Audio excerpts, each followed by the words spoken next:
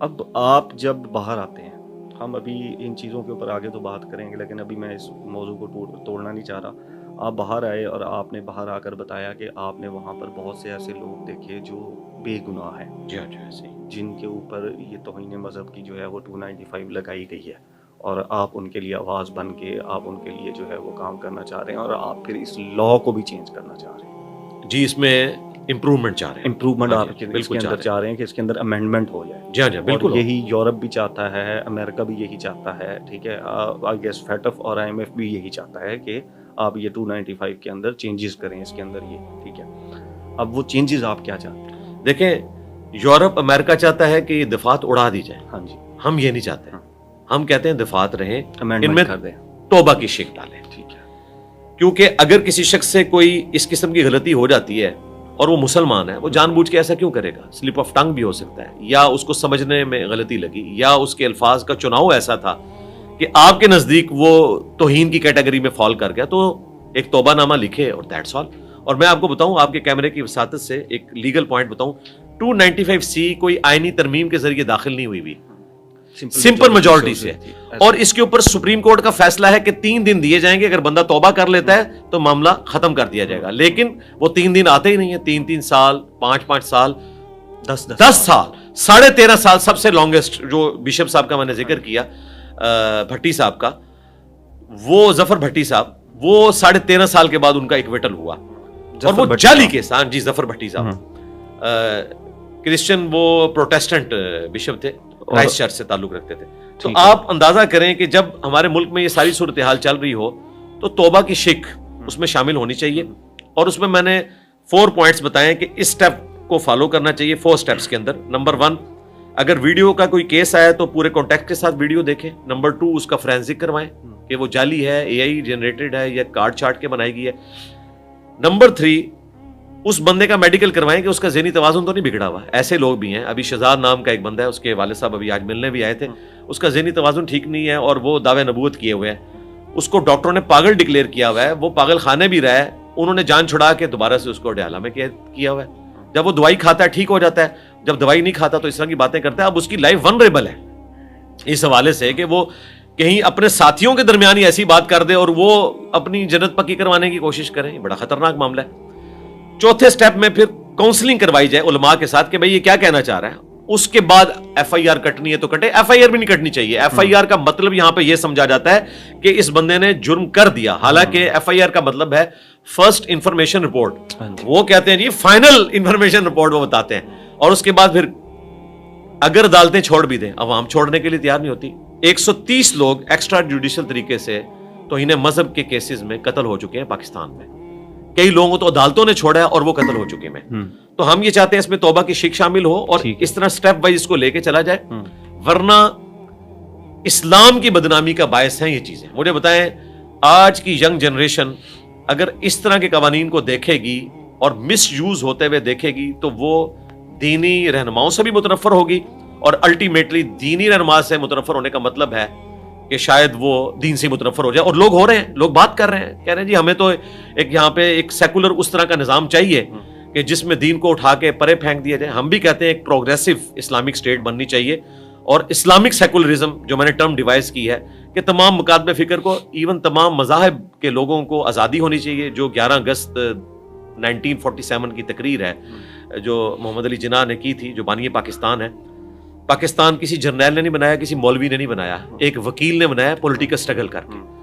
پاکستان ویسے چلے گا جیسے محمد علی جناح چاہیں گے، ٹھیک ہے، لیکن افسوس یہاں مولویوں نے ہائی جیک کر لیا پاکستان کو، کبھی ڈکٹیٹروں نے ہائی جیک کر لیا، کبھی سیاست دانوں نے اپنی سیاست چمکانے کے لیے ہائی جیک کیا، اور سب کے سب اپنے آپ کو اس طرف جوڑتے ہیں۔ حالانکہ حقیقت یہ ہے کہ ان کا جو ویژن تھا وہ یہ تھا کہ انہوں نے اس تقریر میں کہا کہ آپ آزاد ہیں، اپنے مندروں میں جائیں، اپنے چرچز میں جائیں، اپنی مساجد میں جائیں، جو اسلام ہارمونی دیتا ہے، کو ایگزسٹنس کی۔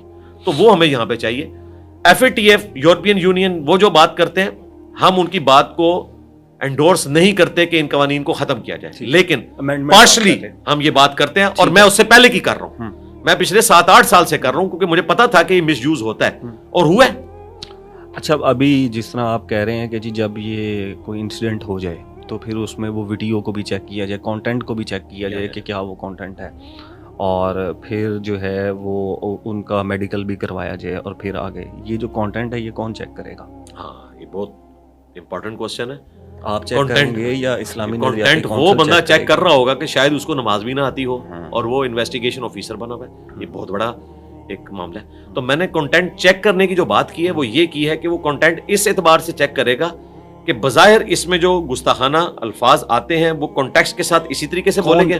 کون چیک کرے؟ ہاں میں بتاتا ہوں. وہ میں نے کہا نا جو علماء کاؤنسلنگ کریں گے, جب علماء نے تو آپ کو بھی فتویٰ دے دیا کہ آپ نے کیا. ہاں اب لیکن میرے کیس میں کیا ہوا کہ میرے کیس میں علماء نے فتویٰ دیا حکومتی ملاؤں نے جو ایک آئینی ادارے کو لے کے چلے, اس میں بھی ایک ڈومیننٹ بندہ تھا جو اس میں انوالو تھا. لیکن پیرلل میں ان سے بڑے علماء جنہوں نے ان کو نظراتی کونسل میں بٹھایا ہوا ہے انہوں نے میرے حق میں فتویٰ دے دیا. جامعہ بنوریا اگر کوئی فتویٰ دے دے پاکستان میں جہاں 5000 سٹوڈنٹس ہیں 76 ممالک کے, انڈیا پاکستان بنگلہ دیش میں پھر کوئی اور بڑا مفتی اس کی مخالفت میں نہیں جاتا. یہی وجہ ہے کہ مفتی تقی عثمانی صاحب کو اللہ تعالیٰ سے فتویٰ دینے کی ضرورت نہیں پڑی. ہمارے لوگوں نے رابطہ کیا تو ان کے ٹیم ممبرز نے کہا کہ جب جامعہ بنوریا نے فتویٰ دے دیا تو پھر تقی عثمانی صاحب کے فتوے کی ضرورت ہی کوئی نہیں ہے. اس لیے مفتی تقی عثمانی صاحب جامعہ بولے نہیں. جامعہ بنوریا کراچی اور پھر مفتی طارق مسعود صاحب سوشل میڈیا کے اوپر آپ سمجھ لیں ایک فرنٹ فیس ہیں دیوبند مکتب کا, انہوں نے میرے حق میں بات کی. آپ کے حق میں تو کی, میں یہ کہہ رہا ہوں کہ کنٹینٹ چیک کون کرے گا؟ میں نے اس کے لیے میں اس کے لیے بتاؤں کنٹینٹ چیک کرنے کے لیے میں تو یہ کہتا ہوں کہ جب تک اعلانیہ گستاخانہ بات نہ ہو کہ جس میں کوئی شخص پروفٹ کو نعوذ باللہ گالیاں دے رہا ہو, اس وقت تک توہین مذہب کی دفعہ لگنی نہیں چاہیے الفاظ کے صرف چناؤ کے اوپر. یا تو نبی الاسلام کا ذکر خیر کیا جاتا ہے جمع کے سیغے کے ساتھ, اللہ کا ذکر کیا جاتا ہے سنگولر کے سیغے کے ساتھ. اگر کوئی نبی الاسلام کا ذکر سنگولر کے سیغے سے کر دے وہ تو اس کو بھی گستاخی سمجھیں گے, حالانکہ کئی نعتیں ایسی ہیں. آپ مجھے پروسیس بتا رہے ہیں. میں پروسیس بتا دوں وہ یہ ہوگا, مجھے پروسیس نہ بتائیں, آپ مجھے یہ بتائیں کون چیک وہ کون کرے گا. اس کے لیے تمام مکاتب فکر کے وہ جید علماء ہونے چاہیے جن کو ماڈریٹ علماء تصور کیا جاتا ہے اور ان کی رسپیکٹ کی جاتی ہے. میں ان کے نام بھی دے دیتا ہوں. نمبر 1 مفتی تقی عثمانی صاحب, ٹھیک ہے, اور میں یہ چاہتا ہوں کہ مفتی صاحب اپنی زندگی میں اس ایشو کو ریزالو کر کے جائیں. ٹھیک ہے. دیوبند مکتب سے بریلویوں کی طرف سے مفتی منیب الرحمان صاحب اور اہل تشیع کی طرف سے جواد نقوی صاحب, امین شہیدی صاحب بھی اچھے اس اعتبار سے ایکسپرٹ اوپینین دے سکتے ہیں. اور اہل حدیث کے ہاں یہ مسئلہ نہیں ہے کیونکہ سب سے زیادہ وکٹم یہ اہل حدیث ہے. سب سے زیادہ توہین مذہب کی دفاع جو کاٹی گئی اہل حدیث کے خلاف کاٹی گئی چھوٹی چھوٹی بات کے اوپر, وہ تو آلریڈی کہتے ہیں کہ یار یہ والے معاملات اس طریقے سے نہیں ہونے چاہیے. تو اہل حدیث میں بھی جو ماڈریٹ علماء ہیں اس میں جو ساجد میر صاحب تھے وہ پچھلے دنوں فوت ہوئے ہیں, اب ان کی جگہ جو جمعیت اہل حدیث کے امیر بنے ہیں ان کو آپ نامینیٹ کریں. آپ نے 4 مجھے بتائے, 4 مکاتب فکر کے, ٹھیک ہے, اور 5واں اگر آپ نے لینا ہے تو غامدی صاحب کو لیں. تو جو وزیر اعظم صاحب نے علماء کانفرنس بلائی تھی اس کے اندر تو 2500 علماء تھے, ٹھیک ہے, تو اس کے اندر تو پھر شوف صاحب بھی نہیں آپ بیچ میں لے کر آ رہے. نہیں وہ تو عالم ہے ہی نہیں, ٹھیک ہے, نہیں وہ علماء کانفرنس میں فرنٹ رو میں تھے. بڑی دکھ کی بات ہے یہ علماء کے لیے, یہ علماء کے لیے لمحہ فکری ہے کہ آپ کا بڑے لوگ یہ بندہ ہے. ہاں, اور بڑے لوگ تھے اور فرنٹ رو کے تھے, ٹھیک ہے.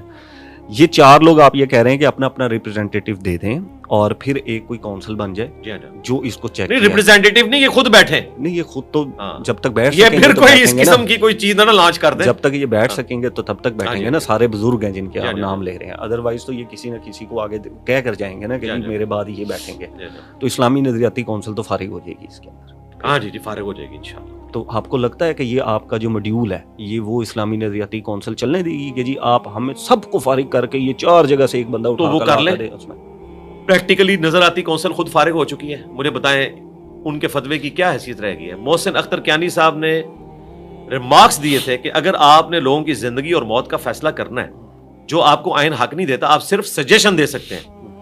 میرے کیس میں انہوں نے فیصلہ دیا, فیصلے کے تو مجاز ہی نہیں ہے, فیصلہ تو دے گی ہائی کورٹ یا سپریم کورٹ. تو انہوں نے کہا ٹھیک ہے ہم عدالتیں بند کر دیتے ہیں, یہ سارے کیسز آپ کے پاس بھیجتے ہیں. ان کو تو پتہ ہی نہیں کسی چیز کا. یہ میں فتوے کے پوائنٹ آف ویو سے بات کر رہا ہوں. یہ ہونے چاہیے ان لوگوں سے. یہ 4 مکاتب فکر والے کہہ دیں کہ ہوئی ہے تو پھر عدالت میں سزا ہو جائے. یہ نہیں سزا نہ ہو, توبہ ہو, ٹھیک ہے. اور یہ 4 کہہ دیں نہیں ہوئی تو ایف آئی آر ختم ہو جائے. جی بالکل, ایف آئی آر کٹے ہی نا. ایف آئی آر تو بعد میں کٹے گی. FIR بھی بعد میں ایف آئی آر سے پہلے اور اس کو قابل ضمانت بنائے. ٹھیک ہے. یہ نہیں ہے کہ بندے کو 3 سال آپ نے سڑنے کے لیے اندر کر دیا, 3 سال بعد آپ کہتے ہیں کہ جی یہ جھوٹی ایف آئی آر تھی. قابل ضمانت بنائے, یہ بھی ہماری ڈیمانڈ ہے, قابل ضمانت بنائے. اور اس سے اگلی ڈیمانڈ ہماری یہ ہے کہ جن لوگوں نے جھوٹی ایف آئی آر کٹوائی ہے ان کے اوپر بھی کوئی نہ کوئی ایسا قانون اپلائی کیا جائے کہ وہ بھی ڈریں کٹواتے ہوئے کہ کل کو یہ الٹ کے ہمارے اوپر نہ آ جائے. ٹھیک ہو گیا. آپ کے اوپر جو FIR ہوئی ہے, ابھی جب آپ انشاءاللہ اگر ٹوٹل ہو جاتے ہیں اس کے اندر, تو پھر آپ FIR کٹوائیں گے؟ ایف آئی آر نہیں کٹتی پاکستان میں, ابھی تک قانون ہی ایسا نہیں ہے. حد کے عزت کا ہی ہوتا ہے صرف. ڈیفیمیشن آپ سوٹ کریں گے؟ نہیں, میں نہیں کرتا. کیوں نہیں کریں گے؟ اس کا کوئی رزلٹ نہیں نکلنا. مجھے بتائیں کہ سال سے ہو رہا ہے, کچھ بھی نہیں نکلتا. آپ پوری قوم کو بتا رہے ہیں کہ جی ایک اس طرح کا لا ہونا چاہیے. لا ابھی بنا نہیں. اگر وہ لا بنا ہو تو میں اس میں جاتا. ڈیفیمیشن ہے نا, آپ نہیں, یہ والا لا نہیں. لا یہ ہے کہ وہی سزا اس میں لوٹے. سنیں, ڈیفیمیشن کے اندر آپ 10 ارب روپے رکھ دیں, پھر کیا ہوگا میں بتاتا ہوں نا. آپ کی جان کو خطرہ پڑ گیا نا. یہ 295 جی ایسے ہی ہے نا کہ آپ نے کسی کے سر میں گولی مار دی, ٹھیک ہے, یا جس طرح میں نے آپ کی ایک ویڈیو بھی سنی کہ درخت پہ لگا دیں تو وہ بھی سوکھ جاتا ہے, ایسے ہی ہے. تو آپ ڈیفیمیشن سوٹ کر دیں ان کے اوپر, ٹھیک ہے, پھر کیا ہوگا؟ تو 10 ارب وہ دے نہیں سکیں گے, وہ اندر جیل میں چلے جائیں گے. نہیں, یہ فیصلہ کب ایک فیصلہ ہو جائے گا نا. فیصلہ کب ہوگا؟ یہ تو عدالتوں نے سر کرنا ہے. پاکستان, یہ یو کے کی عدالت میں 4 سال بعد فیصلہ ہوا ہے, یہاں تو 40 سال میں بھی نہیں فیصلہ ہونا. نہیں آپ کے اور الٹا سن مجھے پھیرے پڑنے ہیں. نہیں آپ کو پھیرے نہیں پڑتے.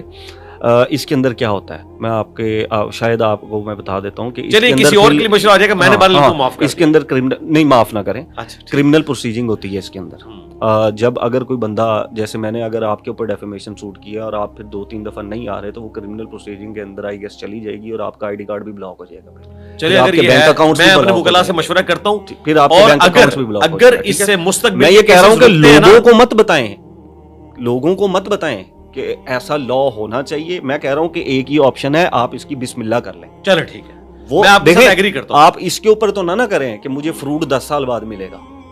آپ بسم اللہ تو کریں نا. جب تبلیغ شروع کی تھی تو ایسا تو نہیں نا سوچ کے کیا تھا کہ 1 سال بعد ہی. اچھی بات ہے, مجھے پریکٹیکلی سامنے آنا چاہیے. ہاں, اگرچہ میں اپنی ذات کے حوالے سے آپ ہی کے کیس کا اگر فیصلہ ہو جاتا ہے 1 سال 2 سال 3 سال کے اندر ہی, آپ ہی کا لگ جائے گا, تو پھر وہ ایک لیٹر آ جائے گا, آرڈر آ جائے گا, اور پھر جج صاحب کے سامنے وہ پیش کیا جائے گا. ٹھیک ہے, حافظ صاحب سن لیں, یہ حافظ صاحب ہمارے جو حافظ طاہر یوپی سے, آپ والے حافظ صاحب, ٹھیک ہے, کیونکہ آپ کہہ رہے ہیں نا کہ ان کے اوپر لا ہونا چاہیے, تو میں کہہ رہا ہوں لا تو ہے تو بسم اللہ کر دو تسی نا, تسی معافیاں نہ دو انشاءاللہ.